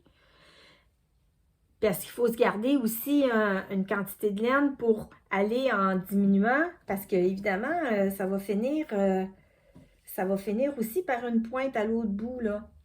Donc, il faut avoir suffisamment de laine pour commencer les diminutions, puis arriver jusqu'à la pointe à l'autre bout. Donc, elle nous fait peser la laine. Puis là, moi, j'ai pesé ma laine. Moi, j'étais rendue au sixième. J'ai complété le sixième motif. Puis, en pesant ma laine, je sais que j'en ai assez pour tricoter un septième motif. Puis après le septième motif, je vais pouvoir commencer à diminuer. Donc là, ça va aller plus rapidement, évidemment, parce qu'on va diminuer pour arriver à une autre pointe à l'autre bout, comme ça. Voilà. C'est assez beau. C'est trop beau. Ah, je vais essayer de faire une photo pour la vignette. J'oublie tout le temps de faire ça, puis après, j'ai toujours de la difficulté là, avec ma vignette parce que j'ai jamais de photos pour faire la vignette. Voilà. Je suis très, très contente là, du résultat du châle. J'adore le tricoter, puis je le tricote lentement. Juste vous montrer mes petits embouts. Regardez mes petits embouts, comme ils sont beaux. des petits lamas. J'ai trouvé ça dans une boutique. J'ai découvert une petite boutique à Saint-Jean-sur-Richelieu. Ça s'appelle Tricolaine. Et je suis allée là la semaine passée. Puis franchement, j'ai vraiment aimé ça. C'est une belle petite boutique, là, très chaleureuse. Et puis, j'ai vraiment adoré. J'ai pas la carte, sa petite carte d'affaires est restée dans la cuisine, là, mais c'est une belle petite boutique, là. J'ai vraiment passé du bon temps. Puis, je me suis amusée. J'ai acheté plein d'accessoires, là. J'avais envie de me gâter puis d'acheter des choses que j'achète pas d'habitude. Puis, il y avait des embouts comme ça. Puis, j'en ai acheté d'autres aussi. Il y a des petits renards que j'ai achetés. Puis j'en ai acheté aussi pour Noël. Ça amène un surplus de plaisir, ces petits jouets-là, ces petits accessoires-là. C'est ludique, puis je sais pas, ça amène un petit quelque chose. Moi, j'aime ça. Bon, j'adore ça. On va revenir au châle, parce que je ne vous ai pas parlé des laines. Puis là, je vais vous en parler. Je vais vous les montrer à l'instant. Donc, il me reste ces deux petites pelotes-là pour terminer le châle. J'en ai suffisamment. Donc ici, on est chez Biscotte. Je vais essayer de la mettre comme ça. C'est la flamelle. Donc, la flamelle, c'est un mélange de mérino, 60% mérino, 20% nylon, 20% alpaga. Et puis, c'est le coloris fleur de cerisier. Je vais essayer de me rapprocher. Donc, c'est une laine sur une base écrue. C'est rempli de speckles là, dans les tons de rouge, rose, couleur cerise. Et c'est une laine qui m'avait été généreusement offerte en cadeau par une abonnée qui s'appelle Cécile. Alors, Cécile, si tu écoutes cette vidéo, je te fais des gros bisous. Et puis, j'espère que ça va bien. Je pense souvent à toi. Et puis, ben forcément, en tricotant la laine que tu m'as offert, bien évidemment, il y a un petit peu de toi dans ce magnifique châle monarque. Alors, voilà ce que ça a donné, Cécile, le beau cadeau que tu m'as fait. Vous pouvez voir Cécile, en tout cas, sur les réseaux sociaux, elle est sur Instagram, son pseudo c'est Adomicha. Voilà. Donc ça c'est Flamelle. Et puis je l'ai agencé.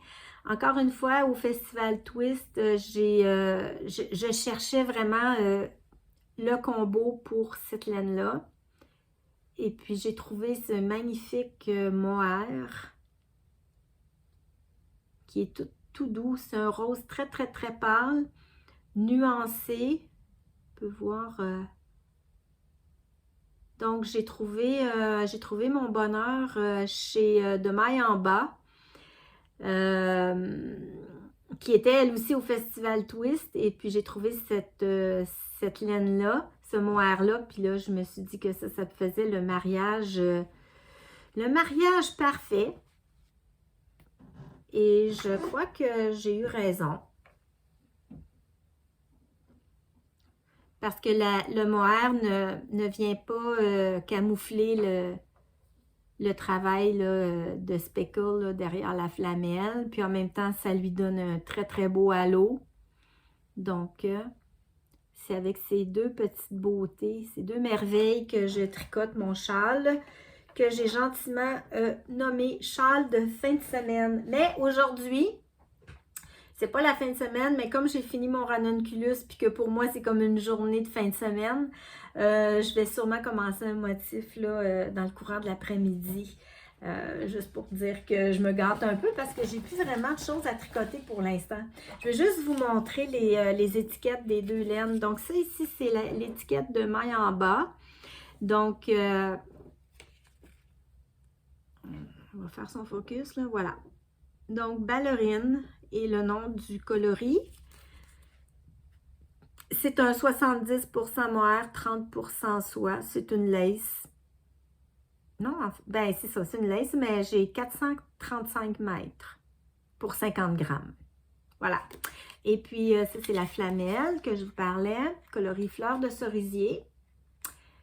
qu'on peut retrouver dans un bon magasin biscotte près de chez nous, ou près de chez vous. Il y en a beaucoup au Québec. Il y en a à Montréal, il y en a à Québec, il y en a à Saint-Bruno, il y en a à Saint-Eustache. Je sais qu'il y en a aussi aux États-Unis. Je pense que c'est tout.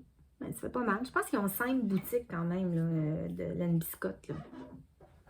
Donc voilà pour mon châle qui avance lentement mais sûrement. Que je vais remettre dans son petit sac à projet. Petit sac tricot. Et puis comme autre objet en cours, bien j'ai la pochette Bagu que je continue. La pochette Bagu, vous la connaissez, c'est un design de Béatrice Mas qui a été publié au mois d'avril. Il y a eu un gros cal par rapport à cette pochette-là. Pas sans peu. Tout le monde connaît la pochette Bagu, là. Une petite photo ici. Je l'ai déjà tricoté une fois, je la tricote une deuxième fois. Pas parce que ça me tentait nécessairement, c'est parce que j'ai voulu porter secours à une tricoteuse qui voulait faire la pochette et qui avait des difficultés, elle rencontrait des difficultés, surtout dans les premiers rangs. Je vous dirais que le patron, là, c'est pas simple là, du tout.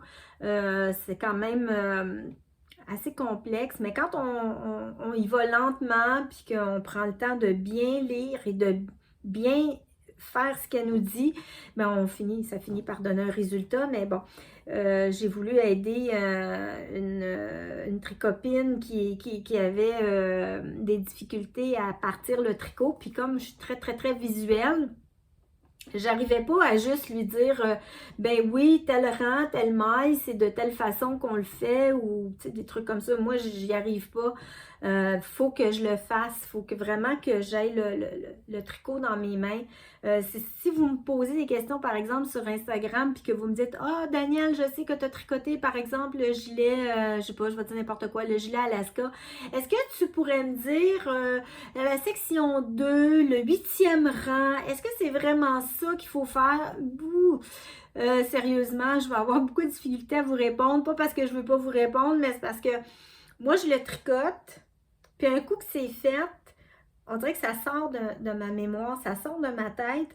Puis après ça, quand je fais juste relire le patron, ben on dirait que c'est très... Ça demande une gymnastique mentale là, pour moi qui est assez importante. Donc, des fois, quand je veux aider quelqu'un, ben, il faut que je remonte des mailles puis que je le refasse pour être capable de bien expliquer la démarche. Donc, la pochette, pour en revenir à cette fameuse pochette, je l'ai recommencée pour aider.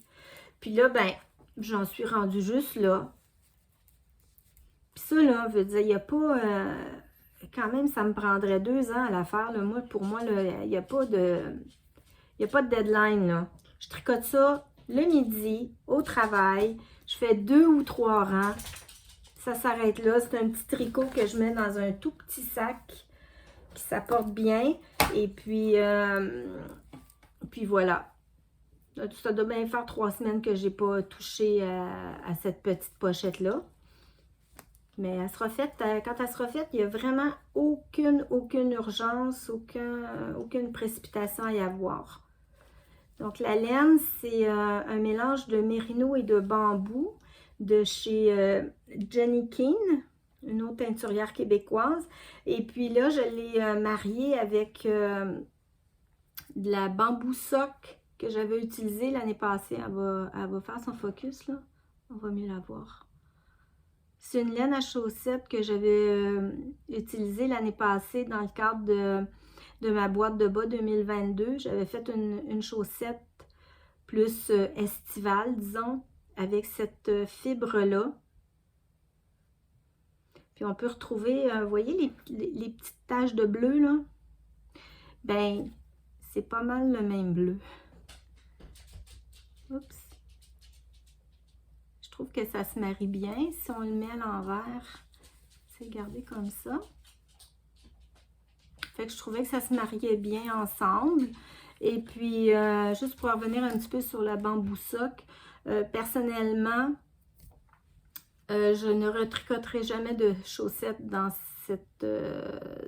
cette qualité-là.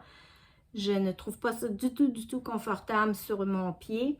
Je sens la maille, je sens la rondeur du fil.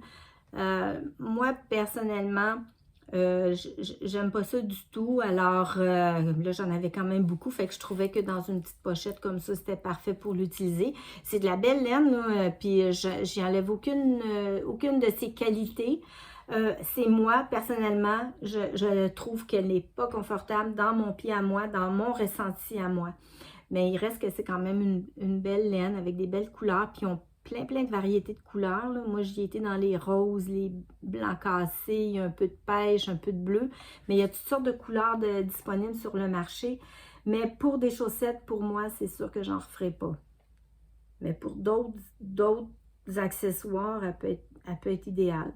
Parce qu'elle est quand même agréable à tricoter, là, c'est pas ça la question, mais moi, dans mon pied, j'aime pas ça du tout. D'ailleurs, il y avait quelqu'un dans les derniers commentaires, dans la dernière vidéo, qui m'avait demandé, qui m'avait posé une question sur les chaussettes. Je trouvais ça super intéressant. J'y avais même proposé peut-être de faire un retour sur ma boîte de chaussettes 2022 pour parler et des patrons et des laines et de comment vieillissent là, les chaussettes que j'ai faites en 2020. C'est en 2000... Quand j'ai fait ça? 2022. Ça, j'ai parti en janvier 2022 jusqu'à décembre 2022. Ouais. Ben, si jamais vous avez de l'intérêt pour que je fasse une vidéo pour faire un retour sur les chaussettes, ben ça me fera plaisir de faire une petite vidéo, là, un petit hors-série, disons, pour faire un retour là, sur les chaussettes. Ceci dit, pour répondre à la question, la dame me disait, est-ce que tu peux porter un bas tricoté dans une chaussure? Ou en tout cas, je pense que c'était ça la question, là, mais sérieux, j'ai un peu oublié, je suis désolée. Mais la question tournait autour du fil puis de la grosseur de la chaussette versus à porter dans une chaussure. Moi, je dirais à cette question-là, je porte jamais de chaussettes tricotées pour travailler. Parce que ma chaussure, elle s'est trop serrée dans ma chaussure de travail. Moi, j'aime les chaussettes tricotées pour les porter dans des bottes ou dans des bottillons pour l'extérieur, surtout. Parce que ça reste que c'est chaud comme chaussette, même si le fil est petit, même si le calibre d'aiguille est petit, il n'en demeure pas moins que ça reste une chaussette qui est plus chaude qu'un tricot, là, un bas pas tricoté, mais je veux dire tissé là, du commerce.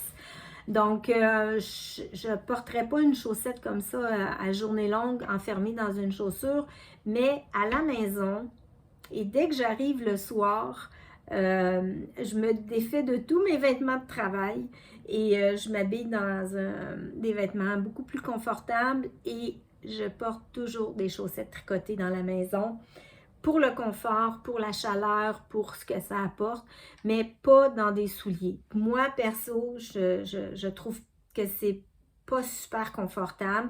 J'ai pas fait encore de randonnée, disons, là, tu sais, de partir pour un 20 km de randonnée là, en montagne.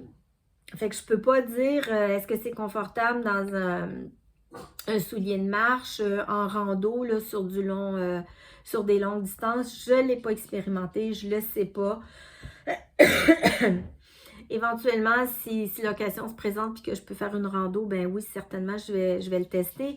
Mais pour l'instant, moi, c'est plus un accessoire que je porte à la maison ou dans des bottes pour la chaleur, évidemment. Puis, j'ai une paire de chaussettes tricotées dans une laine d'Eka. Et ça, c'est vraiment comme, je l'utilise vraiment comme un chausson ou une deuxième chaussette, tu sais, si, mettons, il fait très froid et puis que je sais que je vais aller marcher, je vais être dans la neige, puis pour garder mon pied encore plus au chaud, là, ben, je vais mettre deux chaussettes, une par-dessus l'autre, puis ma chaussette en déca, c'est la deuxième que je vais mettre, et elles sont vraiment extrêmement confortable. Donc, si ça vous plaît, si ça vous tente, ben je vous ferai un petit récap là, de ma boîte de chaussettes 2022.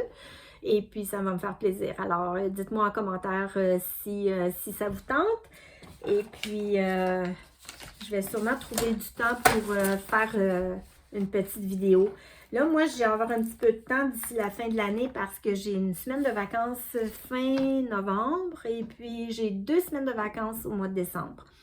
Donc, les 2 semaines de Noël, là, Noël et jour de l'an, je vais être en vacances. Donc, je vais avoir un peu de temps pour et tricoter, puis peut-être pour filmer aussi des petites séquences, là, peut-être des courtes vidéos,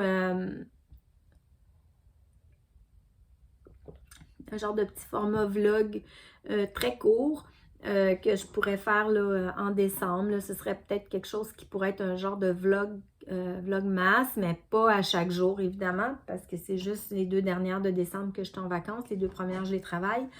Puis quand je travaille, j'ai pas le temps. C'est sûr que j'ai pas le temps de filmer quand je travaille. Je me lève à 4h30 le matin, je reviens à la maison à 4h l'après-midi. J'ai le chien, j'ai la maison, tout ça. Alors, je suis pas dans un état là, pour filmer. Je suis pas très calme. Et généralement, quand j'arrive de travailler, je suis généralement pas calme du tout. Là. Je suis plutôt des fois comme ça. Là. Alors, ça me prend quelques heures pour décanter un bon café, un bon repas. Puis après, ben, généralement, vers 8h le soir, je cogne des clous sur le divan. Alors, je suis pas très bonne pour filmer là, pendant que je travaille.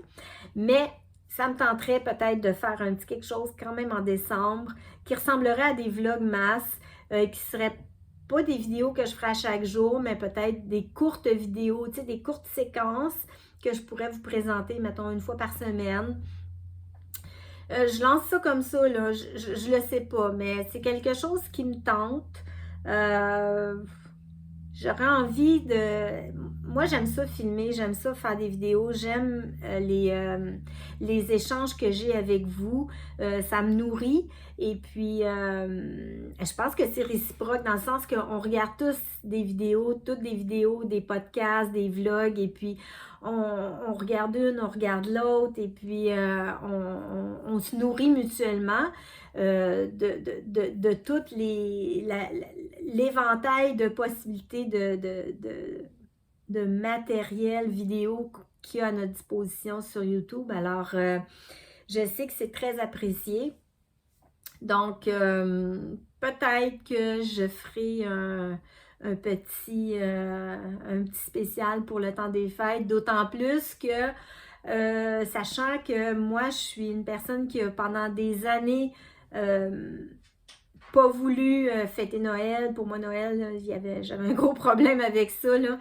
Ça commence à se régler dans ma tête puis dans mon cœur, Noël. Là. Mais ce serait vraiment un beau clin d'œil de faire un petit spécial pour le temps des fêtes. Alors, j'y pense. Ce sera à suivre.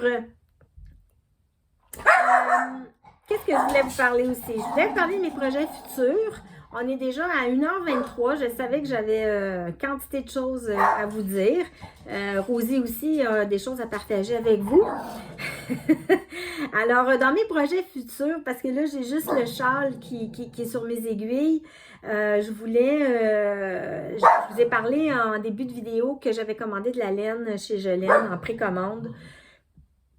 Puis ça, c'est dans le but de faire le Norderney. Je le lis là parce que j'ai de la misère à le lire. C'est le Norderney de Isabelle Kramer. Je vais vous montrer une image que j'ai mise sur ma tablette.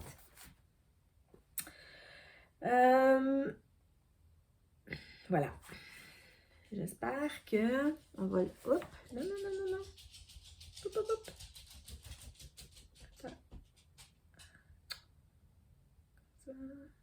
Comme ça. OK. On va y aller lentement. Voilà. Je vais me rapprocher. Je ne sais pas si vous allez bien le voir. Le Norderney de Isabelle Crémer. C'est un gilet, un chandail qui est tricoté dans une laine d'Eka. Et moi, j'avais fait un Make 9 en 2020, début de l'année 2023. Puis dans mon Make 9, en fait, il y avait 18 projets. Et puis, dans ces 18 projets-là, il n'y en a pas beaucoup que j'ai fait. Mais j'avais marqué en 7e position de tricoter un modèle de Isabelle Crémer. Et j'avais écrit aussi... L'avais-tu marqué? Non. OK. Fait que j'avais marqué un modèle de Isabelle Crémer. Donc, je me disais que ça pourrait être une possibilité là, de tricot. J'aime le fait qu'il y ait un panneau de points texturés, de torsade. J'aime son style un peu décontracté qu'on peut porter vraiment là, de façon là, à tous les jours. Disons, là, c'est très décontracté. C'est ça, c'est le mot, c'est décontracté. Donc, c'est pour ça que je m'étais rabattue sur peut-être ce patron-là. Il n'est pas encore acheté. C'est dans l'air du temps que je le fasse. En fait, au début, je voulais tricoter le pull, le sweater de le Jeanne Pullover de Mademoiselle Pétronille. C'est un modèle qui est depuis longtemps dans mes favoris sur Ravelry, puis je me disais, je vais le tricoter pour l'automne, début d'hiver. Puis finalement, j'ai commencé à lire la description du patron, puis c'est un modèle qui se tricote du bas vers le haut. Puis ça, je vous dirais que ça m'embête. Dans le sens que j'ai pas trop envie, en tout cas, je sais pas, je pense peut-être que je suis pas prête à tricoter un chandail du bas vers le haut. J'ai tellement vu de tricoteuses qui ont eu des déconvenues avec ça, parce que bon, c'est plutôt difficile d'évaluer là, après ça l'emmanchure, bref. Je sais pas, je suis pas confortable avec l'idée de tricoter un bottom-up pour l'instant. Peut-être que dans quelques années, j'en ferai un, puis ça va bien se passer. Mais là, je le sens pas. Pas cette année en tout cas, surtout avec toutes les déconvenues que j'ai eues cette année. J'ai pas envie de me casser la tête avec une construction que je n'apprivoise pas, puis que je n'ai pas le temps présentement là, de commencer à essayer des choses que j'ai jamais faites. Donc, là, le patron, ça faisait longtemps que je l'avais dans ma bibliothèque. Je voulais vraiment le faire parce qu'il y a un grand panneau de points texturés puis de torsade. Mais comme il est fait du bas vers le haut, là, j'avais pas envie de ça. Fait que là, j'ai commencé à chercher un peu sur Ravelry des modèles. Puis là, j'ai vu celui-là de Isabelle Crémer, le Norderney. Puis je trouvais que ça pouvait être un beau modèle de remplacement, disons. Puis lui, il est vraiment fait là, en top-down. Donc, je me suis dit que si j'allais rejoindre comme deux objectifs, soit celui de Mademoiselle Pétronille et le modèle d'Isabelle Crémer, je pourrais les jumeler ensemble, puis ça viendrait comme faire deux coches là, dans mon Make 9 parce que j'ai quand même pas, il n'y a pas beaucoup de choses, là, j'ai pas beaucoup de coches là, sur le Make 9. Franchement, je regarde ça, puis je me dis que j'étais très ambitieuse quand j'ai fait mon Make 9 2023. C'était clair que j'arriverais jamais à tout tricoter ce qui est écrit là. Mais bon, je pense que c'est aussi ça le jeu du Make 9, c'est de s'emballer puis de vouloir faire plein de choses. Puis à la fin de l'année, on fait un récap puis on se dit « Ah, ok, je l'avais oublié, celle-là. Ah, oups, j'ai échappé ça. Moi, je ne l'ai pas vu, celui-là. Comment ça se fait que je ne l'ai pas fait? Bon, alors, tout ça pour dire que je le regarde de temps en temps, mon Make 9. Je regarde ce que j'ai fait, je regarde ce que je ferai pas, qui est clair que je ne ferai pas. Mais j'aimerais ça quand même faire quelques crochets encore d'ici la fin de l'année pour dire que j'ai fait quelques modèles là, de mon Make 9. Ça, là, je vais vous en reparler au mois de décembre, là, fin décembre. Là. je ferai un récap là, par rapport au Make 9 de 2023 et par rapport au Make 9 de 2024. Parce que moi, depuis, disons, 3-4 semaines, je me projette déjà en 2024. Je me dis, ah oui, en 2024, je voudrais faire telle chose, je voudrais tricoter telle chose, tel design, je voudrais essayer tel type de laine, je voudrais expérimenter.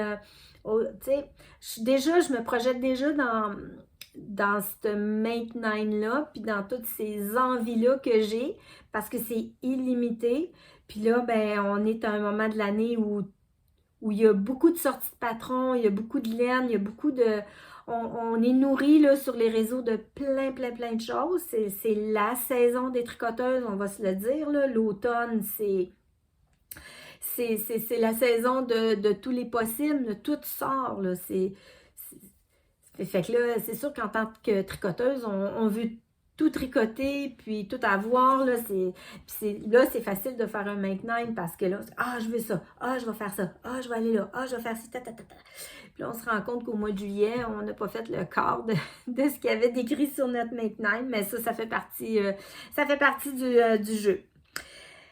Fait que c'est ça, le Make 9 2024 pour moi, là, c'est déjà, ça mijote tranquillement dans ma tête. Et puis, mon futur projet, là, moi, dès que je vais recevoir ma laine là, de Gelaine, je vais commencer mon échantillon, puis je vais commencer ce Norderney.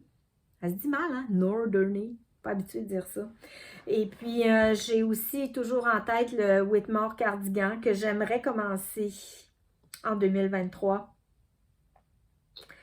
J'aimerais ça le commencer en 2023. Je sais que je vais le finir juste en 2024, mais j'aimerais bien le commencer en 2023. Et j'ai aussi vu de la très belle laine pour le faire. Mais bon, je me mets une petite réserve par rapport au Whitmore Cardigan. Le coût de la laine est quand même assez conséquent. Fait que je ne sais pas si je ferai comme 2 projets dispendieux là, d'ici la fin de l'année. On verra ce que le ministre des Finances en pensera. Le ministre des Finances étant moi, hein? C'est moi qui décide de tout, mais bon, je dois me mettre des freins aussi parce que si j'achetais tout ce que j'ai envie, ben on aurait des petits problèmes à un moment donné. Donc, il faut quand même se mettre certaines balises. Et puis, mais bon, c'est pas l'envie qui manque. Là, ça me démange. J'aurais envie de délier les cordons de la bourse là, pour me racheter encore de la belle laine, mais je verrai. Et puis, étant donné que moi, j'aime ça toujours avoir un châle sur mes aiguilles, en même temps que j'ai soit un pull ou un cardigan, j'ai bien l'intention de commencer très bientôt. Ben, dès que mon châle monarque va être terminé, en fait, là, j'ai statué que j'allais faire le Pressed Flowers de Amy Christophers. Et puis, j'ai déjà pas mal une bonne idée de la laine que je vais utiliser. C'est pas encore déterminé, mais ça commence à être clair dans ma tête, puis probablement que c'est vers ça que je vais me diriger. Donc, probablement que d'ici 2-3 semaines, il y aura peut-être un autre châle là, de commencer sur mes aiguilles. On verra, c'est des souhaits, c'est des projets futurs, ça ne veut pas dire que tout ça va se réaliser, mais en fait, je me projette là, puis ben, de le dire et de le verbaliser, ça fait en sorte que ça peut plus aisément se concrétiser. C'est pour ça que je me permets là, de partager avec vous là, mes projets futurs. Et puis, qu'est-ce que je pourrais aussi vous dire de plus? Je voulais aussi peut-être tricoter le slipover, le Ingrid slipover de Petite Knit, un patron que j'ai reçu l'année passée, ben, au début de l'hiver, je pense en janvier, je crois que j'ai un petit cadeau dans ma boîte Ravelry de ma belle Cécile qui m'avait offert le patron. Et puis toujours quelque part là, dans un petit tiroir de ma tête là, que je voudrais vraiment le tricoter. Puis j'ai aussi la laine, ça j'ai déjà la laine pour le tricoter, puis je vais vous la montrer. C'est une laine que j'ai achetée au Festival Twist. C'est une laine rustique, ça s'appelle Les Moutons de Richard. C'est une laine québécoise. C'est un mélange de laine et de mohair. c'est rustique. Puis ça, c'est la couleur naturelle, là.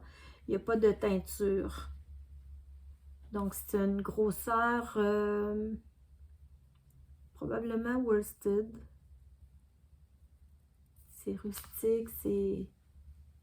J'aurais envie peut-être de tricoter le Ingrid Slipover avec cette petite merveille de laine rustique, donc des moutons qui vivent et qui pèsent tranquillement là, dans une prairie quelque part au Québec. Voilà. J'en ai 3 de ces chevaux-là. Donc, j'en ai amplement suffisant pour faire le slipover. Donc, c'est possible aussi que ça monte rapidement puisque j'ai déjà la laine puis j'ai déjà le patron. Donc, il n'y a rien qui m'empêche de le commencer aujourd'hui, en fait. À suivre! Vous saurez ça au prochain épisode. Et voilà! Qu'est-ce que je pourrais vous raconter d'autre? Je pense qu'on a fait le tour. En fait, je voulais vous parler... je vous avais dit tout à l'heure par rapport aux petites chaussettes que j'avais envie de tricoter une couverture. J'avais envie de vous en parler avant de... je vais la tricoter la couverture, là. Ça c'est sûr et certain que je vais la tricoter. Mais j'avais envie de faire quelque chose de différent. Donc, ça ne va pas remplacer les podcasts, pas du tout. Je vais toujours faire des podcasts, puis ils ne vont que s'améliorer avec le temps, là, quand j'aurai mon ordinateur, puis que je pourrai faire des beaux montages, puis des belles images là, de mon quotidien, des paysages, des fois, juste autour de la maison, j'ai une belle montagne en avant de chez nous, c'est magnifique, tu sais.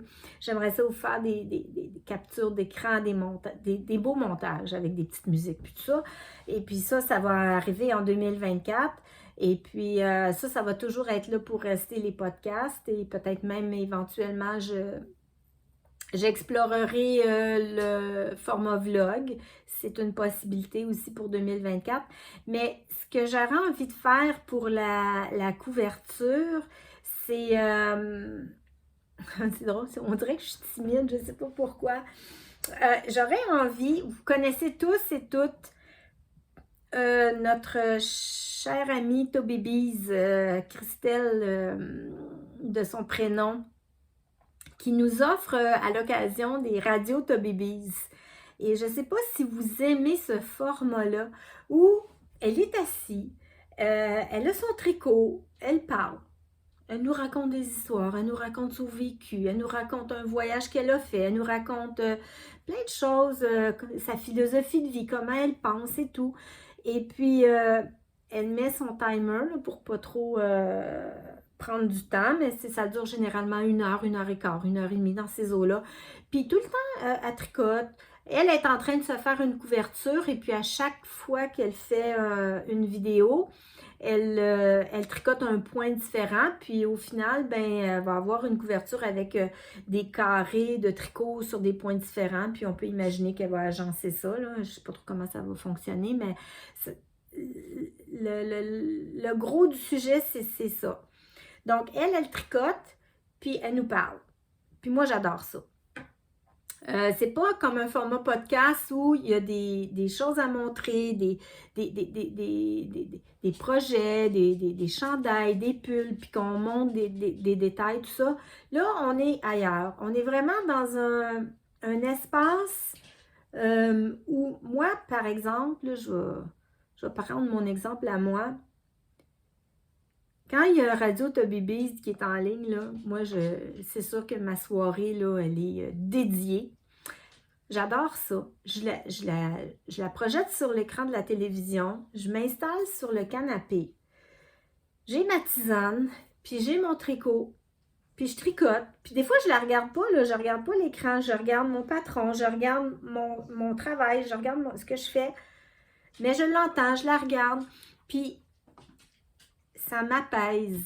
C'est un moment privilégié que j'ai. C'est comme si j'avais l'opportunité de faire un tricoté avec elle. Alors qu'elle est à l'autre bout, elle habite en Bretagne. Moi, je suis ici au Québec. Puis, c'est comme si elle nous donnait l'opportunité de faire un tricoté avec elle. Moi, des tricotés dans mon coin, j'en ai pas beaucoup. C'est pas encore arrivé que j'ai pu me déplacer pour aller faire un tricoté. Je dis pas qu'il y en a pas, oui, il y en a, mais souvent, les moments où il y a des tricotés, ben c'est souvent les fins de semaine. Moi, je travaille parfois les fins de semaine, puis il y a toujours comme la loi de Murphy qui fait qu'il y a toujours un événement tricot extrêmement intéressant à laquelle je voudrais participer, puis ça tombe presque systématiquement toujours sur une fin de semaine que je travaille ou un soir que je travaille, parce que je travaille une semaine sur 3 de soir. Bref, il y a des événements dans ma région, oui, mais souvent, ça c'est pas ça marche pas avec mon agenda, avec mon emploi du temps personnel. Puis ça me manque parce que j'aimerais ça avoir plus de temps à partager avec d'autres tricoteuses, à me faire plus élargir mon réseau, disons, d'amitié avec une passion commune qui est le tricot. Mais bon, là, force est d'admettre qu'avec mon emploi du temps, c'est assez difficile d'en dégager pour ce genre d'événement-là. Donc, j'en reviens au radio tricot de ma charmante Christelle. Pour moi, ça me donne l'opportunité ou l'illusion d'être dans un tricoté avec elle. Fait que je tricote. Puis même que des fois, je vais rire parce qu'elle raconte des choses des fois qui sont très drôles. Des fois, elle cherche des mots, elle a des blancs de mémoire. Puis là on écrit des commentaires. Chacune écrit des commentaires. Il y a une interaction virtuelle qui est intéressante. Puis moi, j'aime ça. Puis il y a sûrement d'autres mondes qui aiment ça. Là. Je ne vais pas être la seule qui écoute Radio Tobabies. Je pense qu'il y a beaucoup, beaucoup de monde qui l'écoute. Tout ça pour en venir au fait que si moi j'aime ça, il y a d'autres mondes qui aiment ça. Puis j'avais envie de tricoter ma couverture de bébé sous forme d'une radio tricot. C'est-à-dire que je m'installerais dans mon salon, je placerais ma caméra, puis je tricoterais ma couverture, puis je vous entretiendrais de différents sujets. Puis j'ai pas aucune idée des sujets que je pourrais vous entretenir. C'est juste un peu de façon improvisée. Ça pourrait durer, là, ça pourrait être un format d'environ 60 à 70 minutes. Et puis, en plus, j'ai décidé de faire une couverture qui est un patron gratuit. Donc, ça me permettrait aussi de parler du patron. En plus, c'est une tricoteuse très, très connue qui a designé la couverture sur laquelle j'ai arrêté mon choix. C'est la couverture de bébé de Lauriane de l'eau Demoiselle, qui est un patron gratuit qu'on peut retrouver sur son blog. Alors, j'avais envie de tricoter cette couverture-là, puis de la faire sous forme de radio tricot, puis de partager ça avec vous. Puis je le ferais probablement, tu sais, le bébé va naître dans les alentours de la mi-mars. Donc, ça me donnerait janvier, février, puis peut-être 2 semaines en mars là, pour tricoter cette couverture-là, à raison de peut-être une vidéo ou 2 semaines. Là. Je ne veux pas non plus m'étaler sur les réseaux là, à toutes les semaines là, pendant 2 heures de temps. Là. Mais disons peut-être 2 fois par mois. Puis faire quelque chose qui pourrait ressembler, là, qui est largement inspiré, disons, de Christelle. Que j'envoie plein de bisous, ma belle Christelle, qui est une super amie tricopine qui est très, très gentille, très chaleureuse et que j'aime beaucoup et que j'ai des beaux échanges avec elle. Alors, je t'embrasse, ma belle Christelle. Et puis, dites-moi en commentaire qu'est-ce que vous en pensez. Mais vous savez, même si j'ai pas beaucoup de vues, ça me dérange pas. Tu sais, moi, je veux dire, ça change rien dans ma vie. Moi, que je tricote dans mon salon, puis que la caméra est là, puis que je parle juste pour moi tout seul, ben, je parlerai pour moi tout seul. Mais j'avais envie peut-être de faire ça. Ça me tente. On verra. J'attends vos commentaires. Dites-moi ce que vous en pensez et puis on verra. On verra ce qui se dégagera de ça, mais probablement que je vais aller de l'avant avec ça. Mais là, il faut que j'aille acheter ma laine, là, parce que j'arrête pas de me dire faudrait que j'achète ci, faudrait que j'achète ça, mais finalement, Là, j'ai même pas encore la laine pour le faire, mais même si je sais pas mal ce que je veux, des fois, je me déplace en boutique, puis là, je trouve pas nécessairement le coloris que je veux. Je vais peut-être être obligée de le commander en ligne, là, je sais pas. Bref, j'ai encore quelques semaines pour y penser. Alors, ça pourrait être un autre rendez-vous, quelque chose de différent. Et puis, ben c'est ça. C'était ça que je voulais partager avec vous aujourd'hui. Il y a des petits segments, des fois des petits segments de lecture que je fais à la toute fin de la vidéo. Je ne suis pas une personne qui lit beaucoup. Euh, Moi, quand je lis, j'ai l'impression de perdre du temps de tricot. Fait que c'est- peu importe ce que je fais, si c'est pas du tricot, j'ai l'impression que c'est du temps un peu perdu, là. C'est un petit peu mental, là, ce que je dis là, mais c'est vrai que quand je lis un livre, à moins qu'il soit vraiment très, très, très bon, des fois j'ai l'impression, oh mon Dieu, je lis, mais je pourrais faire des rangs puis avancer tel projet, tu sais. Alors, je lis pas beaucoup, mais j'ai lu cet été des livres, c'est une trilogie de Roxane Bouchard. Le dernier que j'ai lu s'appelle, laissez-moi vous laissez-moi vous le dire. C'est Le murmure des Acapiques que j'ai lu en septembre. Donc, j'avais lu les deux premiers. Donc, ça m'a fait comme une trilogie que j'ai lue cet été. Je sais pas, j'aime beaucoup lire l'été. On dirait que, je sais pas, pour moi, lecture rime avec être assis dehors. Bon. Alors, cet été, j'ai lu ça. C'est une auteure québécoise. Elle s'appelle Roxane Bouchard. Puis c'est une trilogie, donc c'est une enquête policière c'est des enquêtes qui sont séparées. Là. C'est 3 livres. On a toujours le même enquêteur qui s'appelle, c'est l'enquêteur Morales. Et puis, bon, ben, dans chacun des 3 livres, il y a une enquête policière avec un crime différent, disons. Et puis, j'ai beaucoup, beaucoup, beaucoup apprécié de lire les livres de Roxane Bouchard. J'ai trouvé qu'elle avait une très, très belle plume et les histoires se déroulent toutes en Gaspésie et ou aux îles de la Madeleine au Québec. Et puis, il y a une belle poésie dans son écriture. Il y a une belle sensibilité, même si c'est une enquête policière, puis qu'au départ, à la base, il y a un crime, il y a quand même de belles envolées poétiques et sensibles là, par rapport aux magnifiques paysages de ces belles régions du Québec. Alors, ça fait voyager en même temps. J'ai trouvé ça vraiment très, très beau.